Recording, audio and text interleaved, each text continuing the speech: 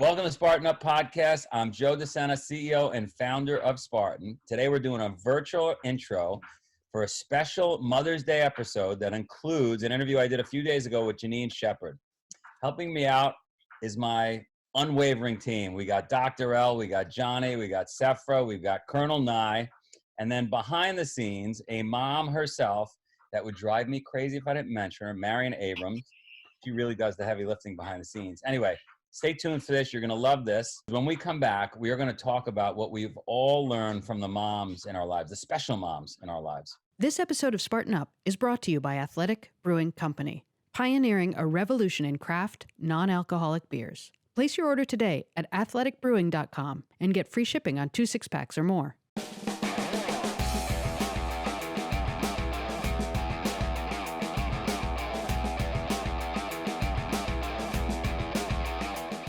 Spartans, we are here for Spartan Up podcast with Janine Shepherd. She is probably the most resilient, most gritty, has more perseverance than a shepherd, right? I mean, she is tough as nails. A lot of people in the Spartan world might not know your story, but they probably do. I saw, I think, a TED Talk. Was it a TED Talk that I saw? Yeah, you saw my TED Talk.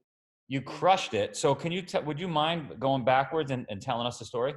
You know, I have and always have been an athlete. In fact, you know, I'm quite happy for you to call me by my nickname, Janine the Machine, because I know a lot of Spartan people out there are machines. So I started my athletic career at, age 6 or 7, track and field, did all the sports, ended up in cross-country skiing, which people think is unlikely for an Australian, but yes, we have snow. And I was in the Australian ski team, invited to train with the Canadian team, one of the best in the world, in the lead up to the '88 Winter Olympics in Calgary. I was on a training bike ride with my teammates, and with around 30 minutes to go on the ride, I was run over by a truck and suffered extensive and life-threatening injuries.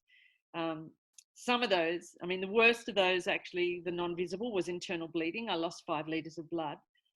But I broke my neck and my back in 6 places, 5 ribs, collarbone, you name it. Spent 6 months in a spinal ward and was told that everything, my life was over, basically. My life as an athlete was over. So I left in a wheelchair and a plaster cast and got home depressed, obviously. And, a lot of things happened. It was the dark night of the soul. And I decided that I really wanted to find out why I came back to my body. And when I did, and I sort of surrendered, I guess, to my experience, an airplane flew over and I decided, that's it. If I can't walk, I'll fly. And so I went on and became a pilot and wrote 6 books and did a TED Talk. And yeah, so that's sort of the elevator pitch, Joe. Well, how does that happen, right? When I hear about amazing, I think it's more often than not, I haven't looked at the data, but like amazing athletes or stories. I was just on the phone with somebody who at 13 years old had their arm ripped off while wakeboarding, and now is the strongest one-armed athlete in the world. And so what happens when that trauma hits, that all of a sudden, I wouldn't say changes, because you were already that kind of person, right?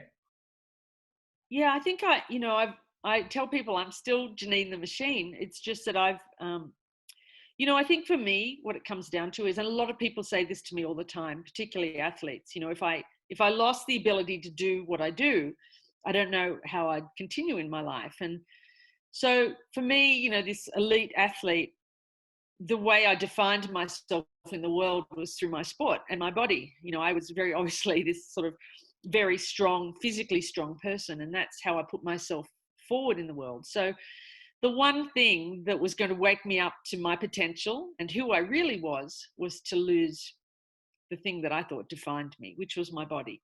It was a very painful and cruel journey, but it's been also very rich with many blessings. So I was in my final year at uni. I was going to be a exercise physiologist. I wanted to work at the Institute of Sport in Canberra.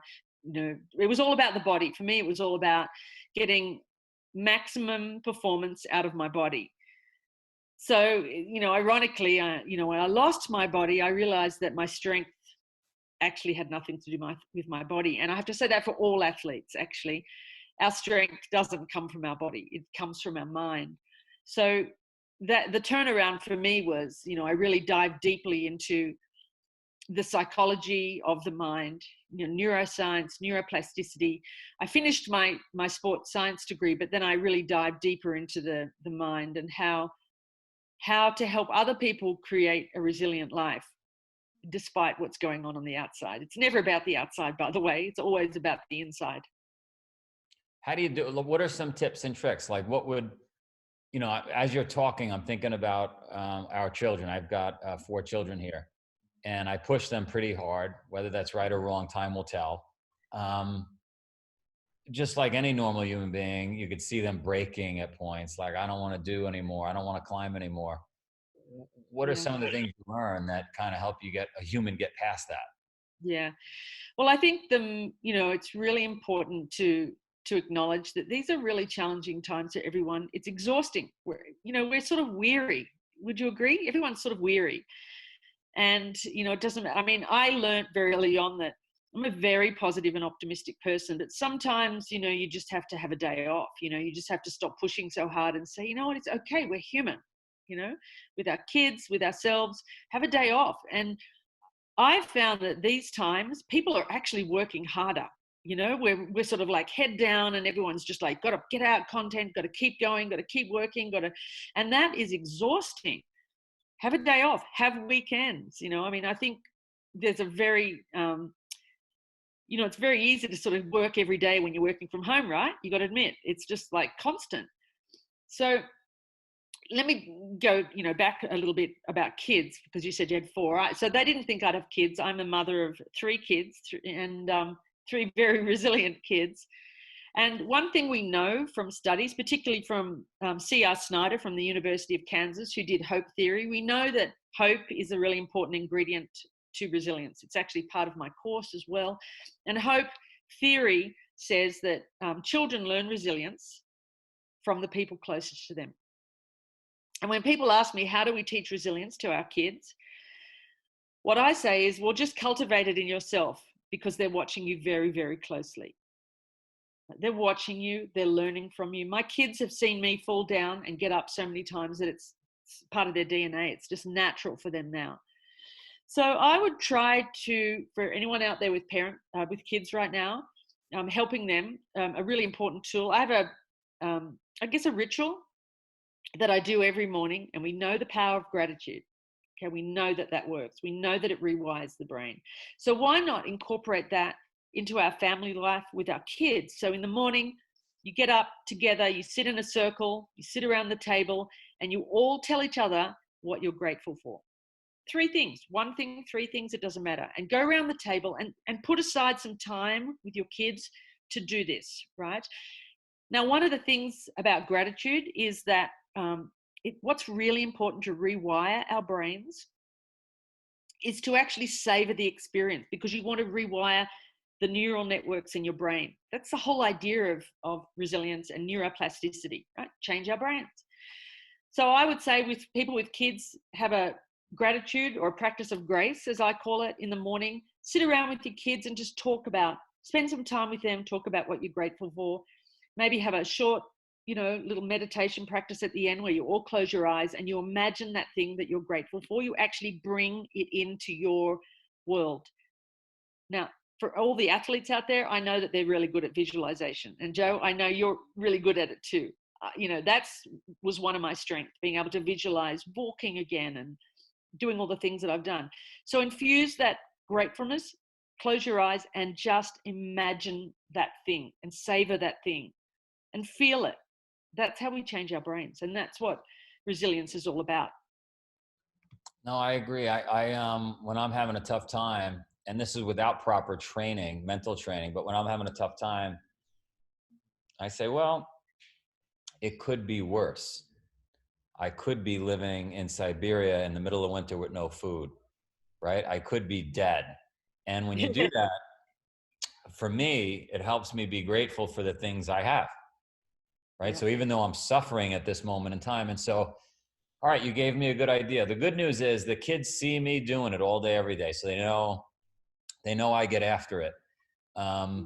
I now have to, from the time I grab their feet and drag them out of bed, I'm going to have to stop in the kitchen and I'll have to throw them into a headlock of 4 and say, what are we grateful for, while they turn purple because I'm not letting them go.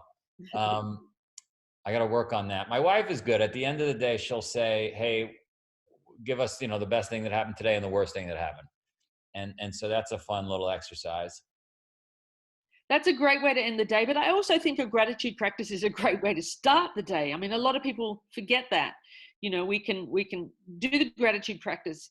So we're sort of rewiring our brain before we even start. And we're sort of setting ourselves into a mentality of optimism. And the other thing you can finish it with, okay, so what would make today great? What would make today great?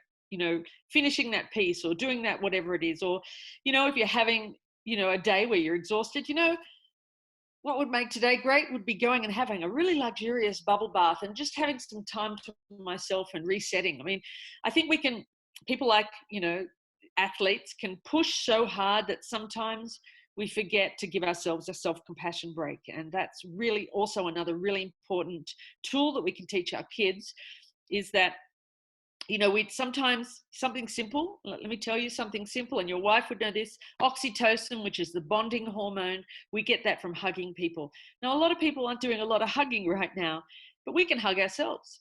We can put our hand on our heart and still get a release of oxytocin and have a self-compassion break. So, there's a lot of tools that we can do to get us through these really challenging times. We're going to jump right back to that interview in just a minute, but I want to talk to you about Athletic Brewing. They're the sponsor of today's episode. We met their founder, Bill Schufelt, at a Spartan race. He was a super authentic guy, and he told us why he started Athletic Brewing. He started it for people who love craft beers but don't want the alcohol.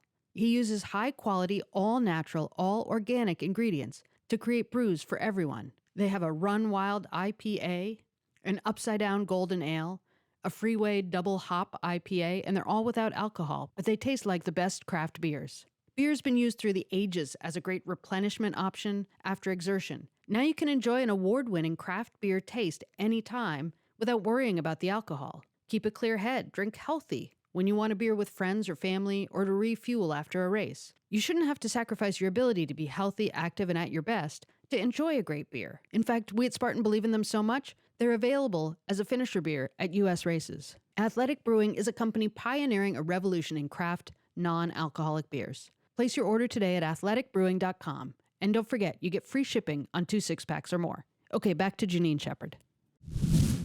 I think in Iceland, the government was recommending that people hug trees for 5 minutes. That's cool. That's really great. I like that. There was an article out. Yeah.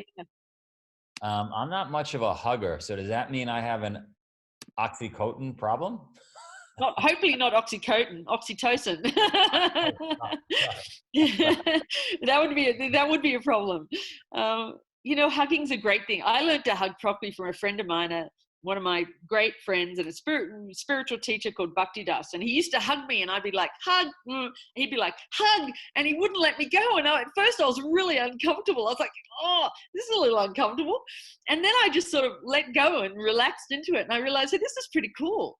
And now, of course, when I hug my hubby, I'm like, hug him. And if he goes to get away really quickly, I'm like, hug him, come on, no patting on the back, give a proper hug. So yeah, we can teach our kids to hug. So there's so many tricks and tools, and of course, goal setting is really important now too. Let's talk about goal setting with kids. Goal setting with kids. Well, part of hope theory, people think that hope is a wishy-washy thing, like, oh, wishful thinking, I hope it's going to get better. Actually, hope is actually a cognitive skill. And that's what C.R. Snyder talks about in his hope theory. It's made of goals, pathways, and agencies.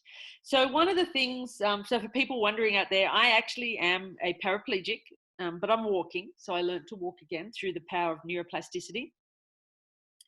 So when I got home from hospital and I was in a wheelchair and I decided to walk again, one of the things that really turned my life around was when I decided I'd learn to fly. Of course, everyone thought it was crazy. I was in a wheelchair, a plaster body cast. That's ridiculous. But it filled my life with joy. And I went, I was lifted into an airplane for the first flight.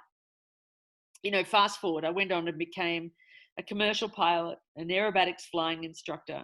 I mean, things that I never would have dreamt of before my accident. But what it was this goal. I had a goal. I had something, I had a reason to get out of bed in the morning. I couldn't train anymore. The Olympics were out, but I could fly. And then I threw myself into that with a gusto. And, I still had my values in life, being determined, being, persevering, hard work, challenging myself. So my values, my core values were the same. What I was able to do is redirect them down another pathway. So part of hope theory is goals, pathways, and agency. Very important, particularly this time that we're all going through. Make sure your kids write down something that they really want to do. Have a list. Maybe do the 25-5 rule, which is write down 25 things that they really want to do, circle the top 5, start with the top 1, something like that. Pathways, of course, is looking at different ways. So, this is a fun exercise to do with kids too. What do you want to do? Okay, what are the problems you might come up against, and what sort of answer, what's another way that you would find a way through, around, over that obstacle, right? And then agency is the belief that I can do this. This is willpower. And, a great exercise for that is to say, okay, think back over your life, a time that you thought you wouldn't be able to do something. What happened? How did you get over that? What strengths did you tap into? What personal strengths that you have? And what did you learn from that? So there's so many exercises. I think right now, with our kids, with all of us actually, we need to make sure that we have things that we can look forward to, because we know that looking forward to something releases dopamine in our brains, the reward neurotransmitter. So we want to keep, that's how we motivate, that's how we self-motivate. What have I got to look forward to? And then imagining that. What if you lose motivation? What if, I get asked all the time, Joe, you're so motivated, or at least I play a motivated person on TV, right? Yeah. But people don't realize that we all have motivational issues we got to work through. Yeah. What do you do in that case, right? They lay in bed a half hour longer than they should. They don't do the training they're supposed to. They don't eat the way they're supposed to. What do you do? Well, I think, motivation, well, let's take out the whole mental health issues, because there's a lot of people with mental health issues right now. And that's a whole other issue. But firstly, I'd say, is it something that you really want to do? A lot of people do things that are not actually really authentically what I call goals with soul. Firstly, you've got to make sure you have a goal with soul. This is something I really want. This is not something my husband, wife, kids, parents, teachers want. This is something that really resonates with me. I think if you really find something that resonates with you, then motivation's not a problem.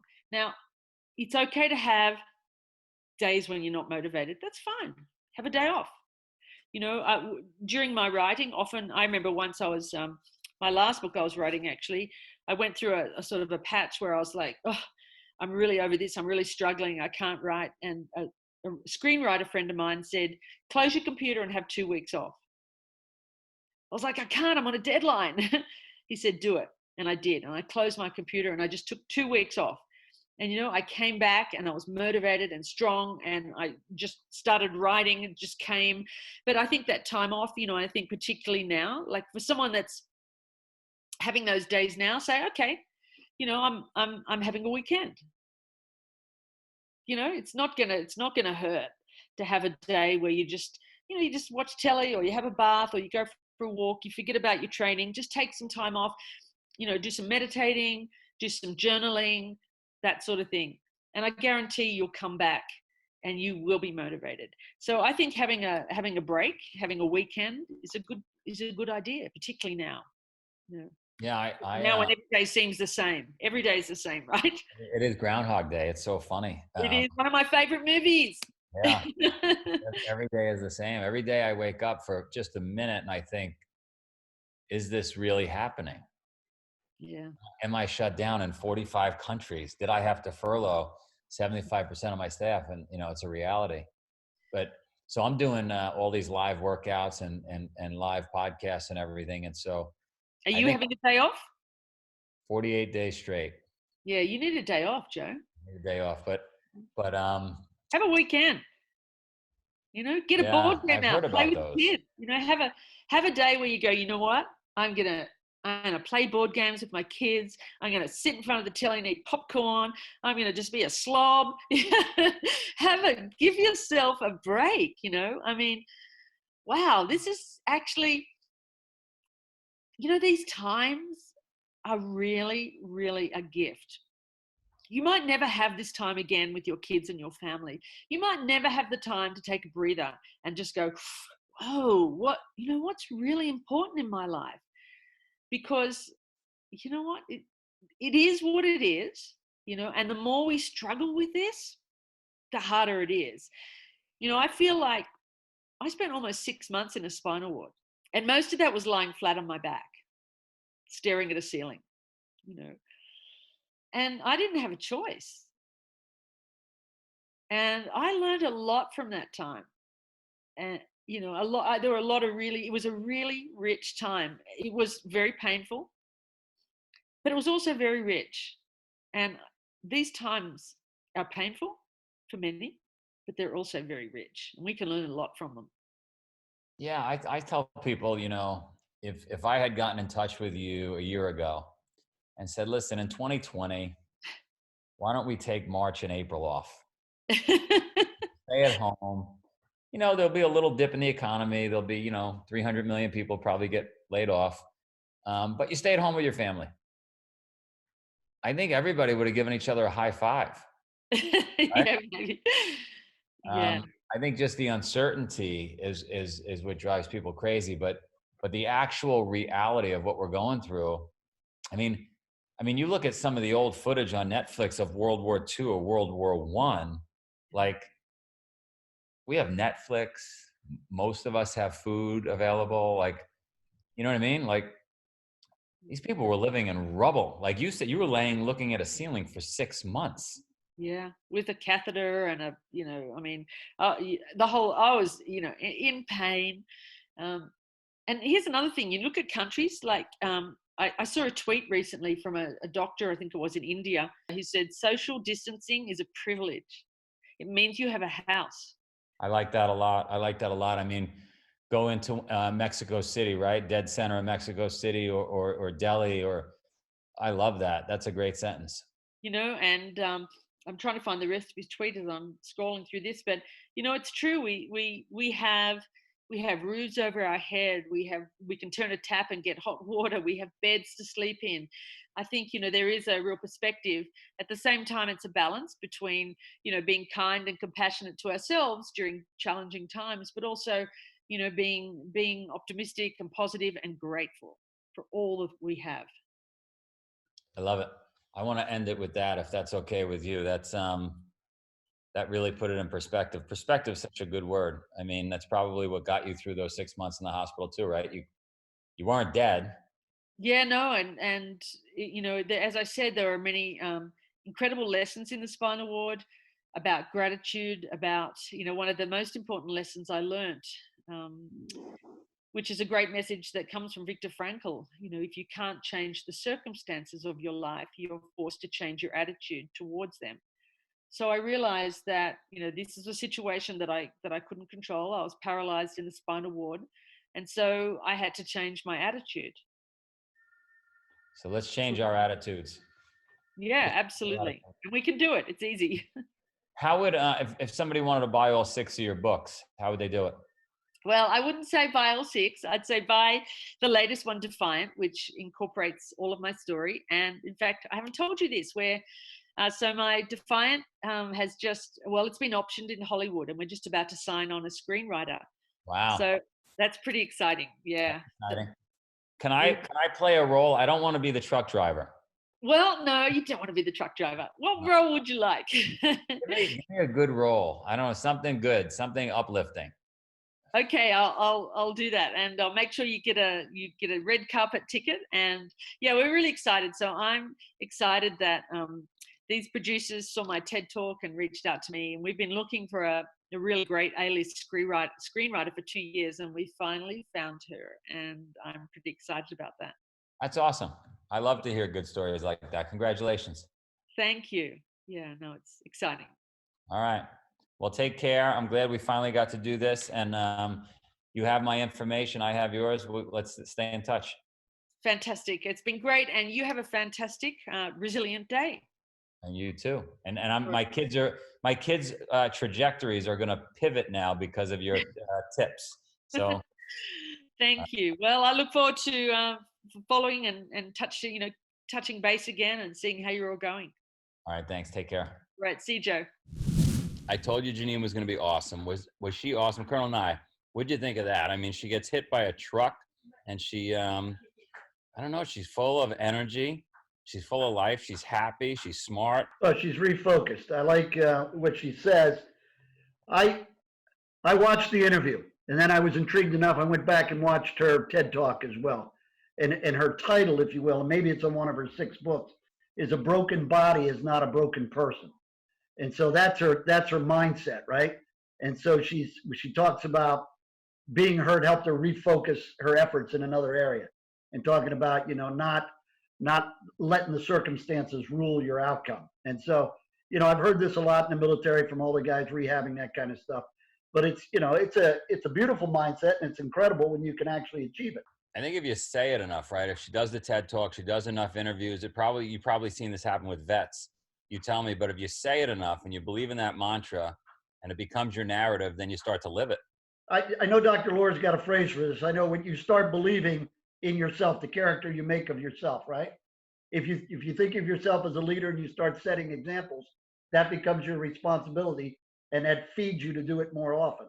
And so if she believes she's this, she's driven to be that.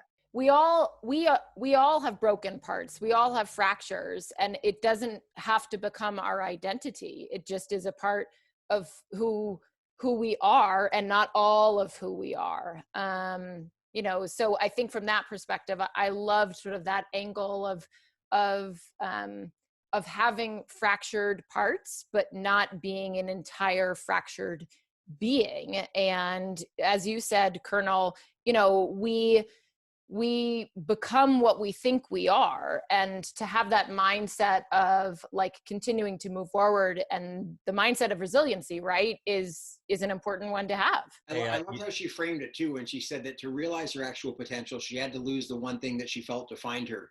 So she was so defined by her physicality and the one thing she was very, very good at, which was amazing. But it wasn't until she lost that she found out how much more she was capable of beyond that.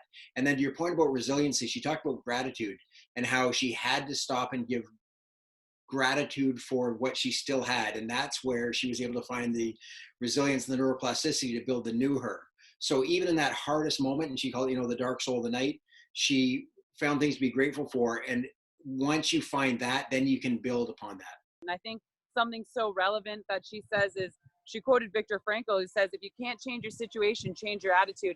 And certainly the situation we're all in now, it's a matter of like, what do you want your existence to be, or how do you want your story to be told during this time? Imagine if a person without those physical limitations was to apply this superpower, right? These basic tactics. Johnny, every once in a while, if I give you a signal, just duck because there's a shark coming over your head. Yeah. But let's dive into the moms in our lives. I probably had the best mom just because I pretty much win at everything. Colonel Nye, I'm interested in what kind of mom you had. I don't know much about your mom. I know about your uncle. Tell me about your mom. Yeah, my mom's interesting, and I've had to reconsider her many times in my life. My mother and I fought from the day I was born, but when I go back now that I'm an adult, my mother was an orphan, raised in an orphanage. I don't believe graduated high school, married young, married a guy with no high school education, and somehow had 4 children by the time she was, mid-20s.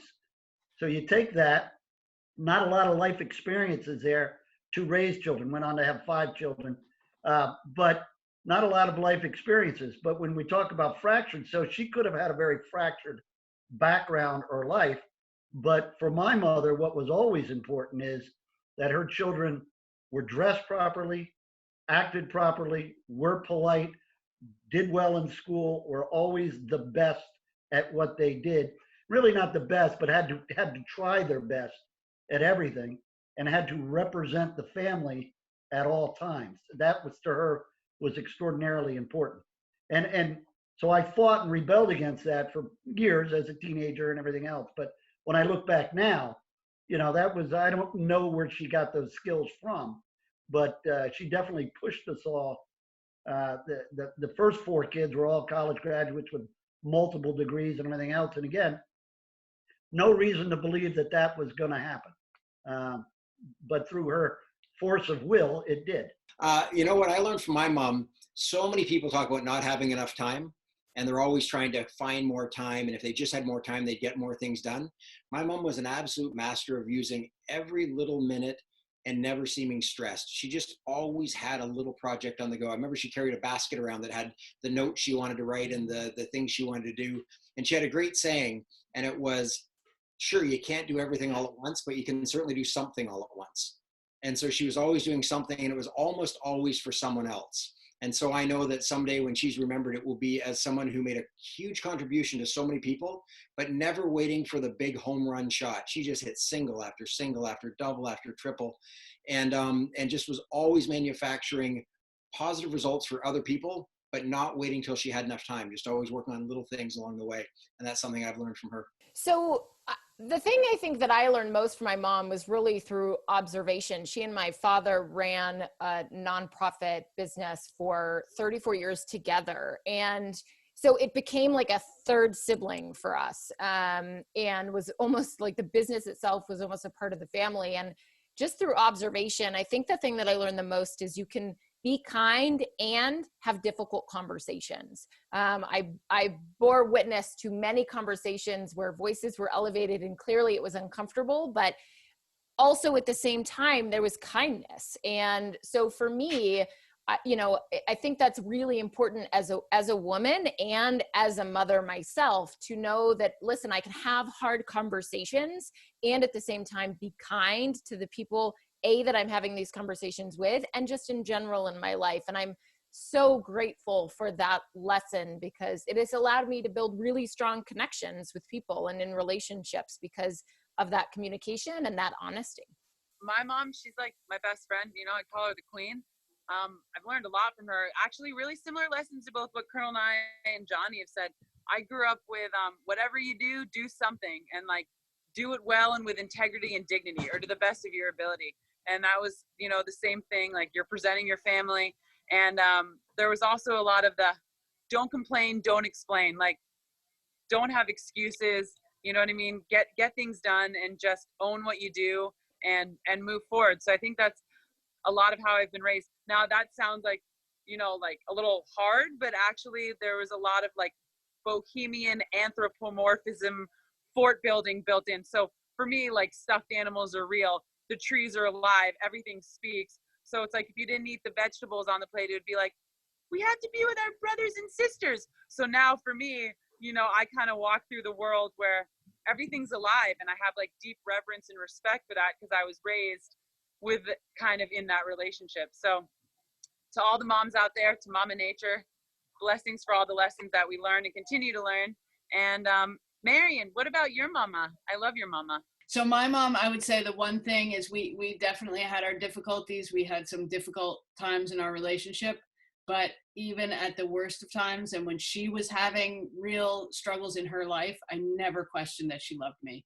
And that, I think, gave me a platform to stand on and gave me just this sort of solid starting point for everything else I do in the world, and enabled me to be a little bit more generous and a little bit more grounded. And I think that's the one thing that I try to bring to my kids. There's so much I don't know whether I'm doing it right or not, but I think if they know I love them, they start with a full cup when they walk into the world. So that's what I try to do. And I think about my mom. My mom would do anything, just like any mom out there. She would have did anything for me. She was always there. She made a left turn in life in the early 70s. She found yoga, meditation. She became vegan at a time when it was not accepted, in a place that was not accepted. I mean, all we talked about in our neighborhood was raviolis. We talked about this. Raviolis, concrete, and jail was the main topics of conversation in Queens, where I grew up. And she goes and becomes vegan, starts studying yoga, meditates, and really fought the whole world. Her world right around her which was me, my sister, my dad, everybody said she was a crazy person, but very much like Sephra, even more extreme. And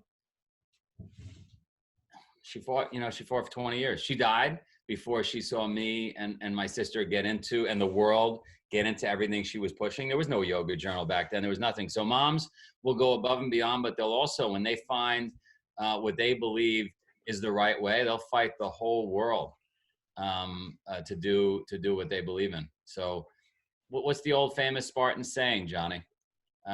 Spartan men only exist because Spartan women gave birth to them. That is very true, Joe. You know, I think back, Tim, you'll appreciate this, but I think back to the movie Gladiator. At the very end, after Russell Crowe is dead, the wife is saying something to the crowd and saying he was a soldier of Rome, honor him. And I would say, we need a line for that for all the moms, you know. Moms, they are soldiers, honor them.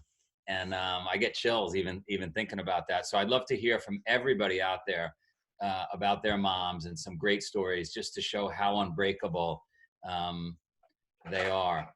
And one thing that saddens me, though, is that this was so much fun doing it virtually and seeing all you guys that I'm actually afraid that we're never going to get together again, that this is the way we're going to do it on computers.